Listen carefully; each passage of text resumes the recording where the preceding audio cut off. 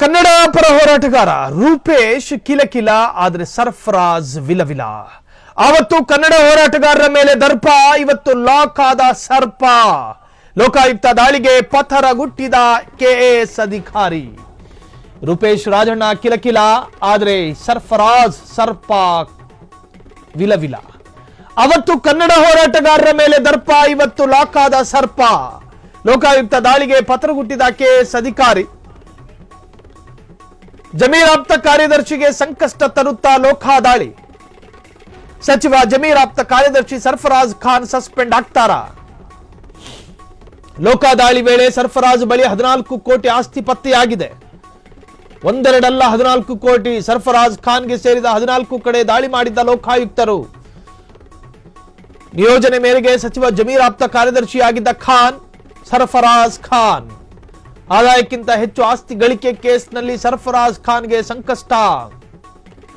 37 ಎಕರೆ ಜಮೀನು, 4 ಮನೆ ಪತ್ತೆ ಮಾಡಿರುವ ಲೋಕಾಯುಕ್ತರು. ಕೋಟಿ ಕೋಟಿ ಮೌಲ್ಯದ ಆಸ್ತಿ ಸರ್ಫರಾಜ್ ಖಾನ್ ಹಾಗೂ ಕುಟುಂಬದ ಹೆಸರಿನಲ್ಲಿದೆ. ಇನ್ನು ಬೇನಾಮಿ ಎಷ್ಟೋ ತನಿಖೆಯಲ್ಲಿದೆ. ಬೇನಾಮಿ ಹೆಸರಿನಲ್ಲಿ ಆಸ್ತಿ ಹೊಂದಿರುವ ಬಗ್ಗೆ ಲೋಕಾಯುಕ್ತ ಶೋಧ ಮಾಡ್ತಾ ಇದೆ.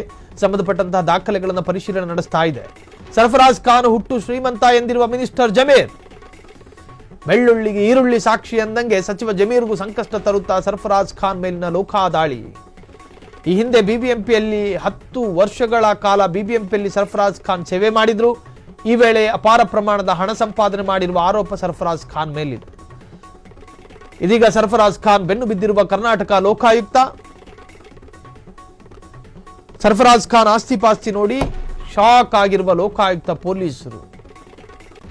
ಅಕ್ರಮ ಆಸ್ತಿ ಗಳಿಕೆ ಕೇಸ್ನಲ್ಲಿ ಸಂಕಷ್ಟಕ್ಕೆ ಸಿಲುಕಿರುವಂತಹ ಸರ್ಫರಾಜ್ ಖಾನ್ ಲೋಕಾಯುಕ್ತರು ದಾಳಿ ಮಾಡಿದ್ದಾರೆ. ಲೋಕಾಯುಕ್ತ ದಾಳಿ ಕೇಸ್ನಲ್ಲಿ ಸಸ್ಪೆಂಡ್ ಆಗ್ತಾರೆ ಸರ್ಫರಾಜ್ ಖಾನ್. ನಿಮಗೆ ಸರ್ಫರಾಜ್ ಖಾನ್ ಆರಂಭದಲ್ಲಿ ಸರ್ಫರಾಜ್ ಖಾನಿಗೂ ಮತ್ತು ರೂಪೇಶ್ ರಾಜಣ್ಣರೇ ಇವರಿಬ್ಬರ ನಡುವೆ ಕಾಳಗ ಯಾಕೆ ಶುರುವಾಯಿತು? ಇವರಿಗೆ ಸಂಬಂಧಪಟ್ಟಂತಹ ಹೋಮ್ ಸ್ಟೇ ಅಥವಾ ಇವರ ಫಾರ್ಮ್ ಹೌಸ್ ನಲ್ಲಿ ರೂಪೇಶ್ ರಾಜಣ್ಣ ಹಣ ಕೇಳಿದ್ರು ಎನ್ನುವಂತಹ ಅಲಿಗೇಷನ್ ಅನ್ನ ಇದೇ ಸರ್ಫರಾಜ್ ಮಾಡಿದ್ರು ವಿಡಿಯೋ ಮುಖಾಂತರವಾಗಿ. ಆಗ ಶುರುವಾದಂತಹ ವಿಚಾರ ಅದಾದ ನಂತರ ಸಂಧಾನದ ಮುಖಾಂತರ ಬಗೆಹರಿತು. ಈಗ ಲೋಕಾಯುಕ್ತರು ಯಾಕೆ ದಾಳಿ ಮಾಡಿದ್ದಾರೆ? ನಿಮಗೆ ಗೊತ್ತಿರಲಿ, ಒಬ್ಬ ಸರ್ಕಾರಿ ಅಧಿಕಾರಿ ವೃತ್ತಿಯಲ್ಲಿರಬೇಕಾದ್ರೆ ಆತ ಇನ್ಯಾವುದೋ ವ್ಯವಹಾರದಲ್ಲಿ ಮಾಲೀಕನಾಗಿರಬಾರ್ದು. ಆತನಿಗೆ ಖಾಸಗಿ ವಹಿವಾಟಿರಬಾರ್ದು. ಆತ ಯಾವುದೋ ಒಂದು ಸಂಸ್ಥೆಯನ್ನು ಅಥವಾ ಪಬ್ಬನ್ನು ಬಾರನ್ನು ಅದರ ಮಾಲೀಕನಾಗಿರಬಾರ್ದು. ನಿಯಮಗಳಿದ್ದಾವೆ. ಸರ್ಕಾರ ಈಸ್ ಎ ಗೌರ್ಮೆಂಟ್ ಅಫಿಷಿಯಲ್. ಆತ ನೆಟ್ಟು ಗೌರ್ಮೆಂಟ್ ಅಫಿಷಿಯಲ್ ಆಗಿ ಕೆಲಸ ಮಾಡಬೇಕು. ಗೌರ್ಮೆಂಟ್ ಅಫಿಷಿಯಲ್ ಹಾಕೊಂಡು ಅಲ್ಲಿ ಯಾವುದೋ ಒಂದು ಪಬ್ ನಡೆಸ್ತಾನೆ, ಅಲ್ಲಿ ಯಾವುದೋ ಒಂದು ಕ್ಲಬ್ ನಡೆಸ್ತಾನೆ, ಅಲ್ಲಿ ಯಾವುದೋ ಒಂದು ಫಾರ್ಮ್ ಹೌಸ್ ನಡೆಸ್ತಾನೆ, ನಿಯಮಗಳಿದ್ದಾವೆ. ಸರ್ಕಾರಿ ನೌಕರರು ಮಾಡಕೂಡ್ದು.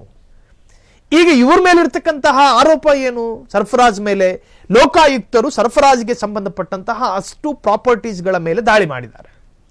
ಪ್ರಾಪರ್ಟೀಸ್ಗಳ ಮೇಲೆ ದಾಳಿ ಮಾಡಿದ್ದಾರೆ ಅನ್ನುವುದಕ್ಕಿಂತಲೂ ಆ ಪ್ರಾಪರ್ಟಿಗಳು ಪ್ರಾಪರ್ ಆದಾಯ ಕಟ್ಟಿ ಇವರ ಸುಪರ್ದಿಯಲ್ಲಿ ಇಟ್ಕೊಂಡಿರೋದ ಅನ್ನೋ ಕ್ರಾಸ್ ವೆರಿಫೈ ನಡೀತಾ ಇದೆ. ಈ ಭಾರತದ ಪ್ರಜೆಯಾಗಿರುವಂತಹ ನಾವುಗಳು ನಮ್ಮನ್ನು ಆಳುವವರಿಗೆ ನಾವು ತೆರಿಗೆ ಕಟ್ಟಬೇಕು. ಸುಮ್ಮನೆ ಬಿಂದಾಜಾಗಿ ದುಡ್ಕಂಡ ತಿನ್ಕಂಡ ನಡೆಯಲ್ಲ. ನೀವು ಇಂತಿಷ್ಟು ತೆರಿಗೆ ಕಟ್ಟಿ ಸರ್ಕಾರದ ಎಲ್ಲಾ ತರಹದ ಡೈರೆಕ್ಟ್ಲಿ ಇಂಡೈರೆಕ್ಟ್ಲಿ ಎಲ್ಲ ಟ್ಯಾಕ್ಸ್ಗಳನ್ನು ಕಟ್ಟಬೇಕು. ಡೈರೆಕ್ಟು ಇಂಡೈರೆಕ್ಟು ಅಂದ್ರೆ ನಿಮ್ಮ ಖಾತೆಯಲ್ಲಿರ್ತಕ್ಕಂತಹ ಹಣದ ಮೊತ್ತಕ್ಕಿಂತಿಷ್ಟು ಕಟ್ಟಾಗುವಂತಹ ಟ್ಯಾಕ್ಸ್ಗಳನ್ನ ಡೈರೆಕ್ಟ್ ಟ್ಯಾಕ್ಸ್ ಅಂತ ಹೇಳಲಾಗುತ್ತೆ. ಇನ್ನು ಇಂಡೈರೆಕ್ಟ್ ಟ್ಯಾಕ್ಸ್ ಅಂದ್ರೆ ಉದಾಹರಣೆಗೆ GST, goods service tax, watt, value Abel tax. ಹೀಗೆ ನಾವು ಗಾಡಿ ಖರೀದಿ ಮಾಡಬೇಕಾದ್ರೆ ಬೇರೆ ಬೇರೆ ನೀರಿನ ಟ್ಯಾಕ್ಸು, ಇವೆಲ್ಲವೂ ಕೂಡ ಇಂಡೈರೆಕ್ಟ್ ಟ್ಯಾಕ್ಸ್ ರೂಪದಲ್ಲಿ ಕಟ್ಟಬೇಕು.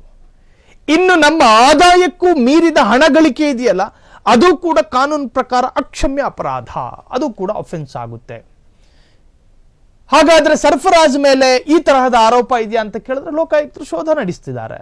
ಅವರಿನ ಮೇಲೆ ಲೋಕಾಯುಕ್ತರು ಕೂಡ ಚಾರ್ಜ್ ಶೀಟ್ ಸಲ್ಲಿಕೆ ಮಾಡಬೇಕಾಗುತ್ತೆ. ತನಿಖೆ ನಡೀತಾ ಇದೆ. ಸಂಬಂಧಪಟ್ಟಂತಹ ದಾಖಲೆಗಳ ಪರಿಶೀಲನೆ ಆಗ್ತಾ ಇದೆ.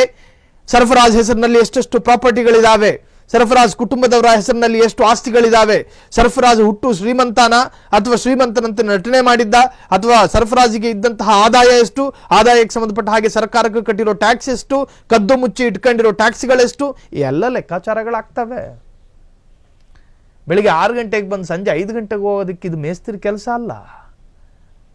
ಲೋಕಾಯುಕ್ತರು ಕೇಳ್ತಾರೆ, ಇದು ಎಲ್ಲಿಂದ ಸಂಪಾದನೆ ಮಾಡಿದೆ, ನಿನ್ನ ಆದಾಯದ ಮೂಲ ಏನು, ಇನ್ಕಮ್ ಸೋರ್ಸ್ ಏನು, ಮೂಲ ಯಾವುದು, ಎಲ್ಲಿ ಉಂಡಿಂದ ಏನಾದ್ರು ಬಂತ, ಮೇಲಿಂದ ಉದುರುತ್ತೆ, ಎಲ್ಲವನ್ನು ಕೂಡ ಕೇಳಲಾಗುತ್ತೆ. ಒಟ್ಟಾರೆ ಸರ್ಫರಾಜಿಗೆ ಈಗ ಲೋಕಾಯುಕ್ತ ಶಾಕ್ ಕೊಟ್ಟಿದೆ. ಜಮೀರ್ ಆಪ್ತ ಕಾರ್ಯದರ್ಶಿಗೆ ಸಂಕಷ್ಟ ತರುತ್ತಾ ಲೋಕಾ ದಾಳಿ. ಲೋಕಾಯುಕ್ತ ಅಧಿಕಾರಿಗಳು ಈಗಾಗಲೇ ಸಂಬಂಧಪಟ್ಟಂತಹ ದಾಖಲೆಗಳನ್ನ ಪರಿಶೀಲನೆ ಮಾಡಿದ್ದಾರೆ. ಇದಕ್ಕೆಲ್ಲವೂ ಕೂಡ ಸಮರ್ಥವಾದಂತಹ ಉತ್ತರ ಅಥವಾ ಸಮರ್ಥವಾದಂತಹ ದಾಖಲೆಗಳನ್ನು ಕೊಟ್ಟರೆ ಬದುಕುಳಿತಾನೆ, ಅದರರ್ಥ ಸಂಕಷ್ಟದಿಂದ ಪಾರಾಗ್ತಾರೆ, ಇಲ್ಲದಿದ್ದರೆ ಕಾನೂನು ಕ್ರಮಕ್ಕೆ ಒಳಗಾಗ್ತಾರೆ ಮಿಸ್ಟರ್ ಸರ್ಫರಾಜ್ ಖಾನ್. ಕ್ಷಣ ಕ್ಷಣದ ಸುದ್ದಿಗಳಿಗಾಗಿ ಫ್ರೀಡಂ ಟಿವಿ ಸಬ್ಸ್ಕ್ರೈಬ್ ಮಾಡಿ, ಲೈಕ್ ಮಾಡಿ ಹಾಗೂ ಫಾಲೋ ಮಾಡಿ. ಹೊಸ ಸುದ್ದಿಗಳ ನೋಟಿಫಿಕೇಶನ್ಗಾಗಿ ಬೆಲ್ ಐಕಾನ್ ಮೇಲೆ ಕ್ಲಿಕ್ ಮಾಡಿ.